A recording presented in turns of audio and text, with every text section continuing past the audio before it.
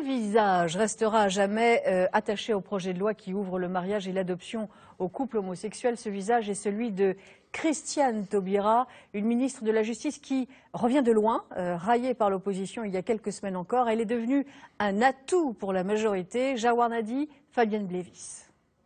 Il y a dans cet acte une démarche de fraternité. Et c'est la démonstration de son discours d'ouverture à la clôture des débats tôt ce matin, Christiane Taubira est la révélation de ce marathon parlementaire. Ovationnée par la majorité, elle aura marqué de son empreinte ce projet de loi sur le mariage pour tous, tantôt rêveuse, tantôt charmeuse, mais toujours combative. Et vous ajoutez, ce sera le triangle noir.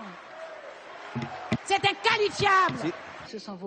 Toujours enveloppée dans ses écharpes flamboyantes, elle est en première ligne, défendant pied à pied ses articles de loi. Une pugnacité qui force le respect dans son camp. Elle est en train de montrer son caractère, son talent, sa connaissance du texte qu'elle est en train de défendre et sa capacité à maîtriser le droit. À son arrivée au ministère de la Justice, Christiane Taubira est la cible des critiques de l'opposition, qui lui reprochent son laxisme et son incompétence. Mais aujourd'hui, ses adversaires lui reconnaissent certaines qualités. Elle se comporte comme une combattante et de ce côté-là, de ce point de vue, je la respecte. Quant au fond et la forme aussi, elle apparaît moins mauvaise que les autres. Ça n'est que la moitié d'un compliment.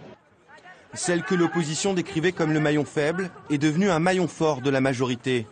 Sa popularité dépasse même les travées de l'Assemblée. Sur Internet, la communauté gay lui rend hommage avec ses t-shirts à sa gloire. Certains de ses admirateurs vont même jusqu'à comparer Christiane Taubira à Simone Veil pour l'avortement ou Robert Badinter pour la suppression de la peine de mort.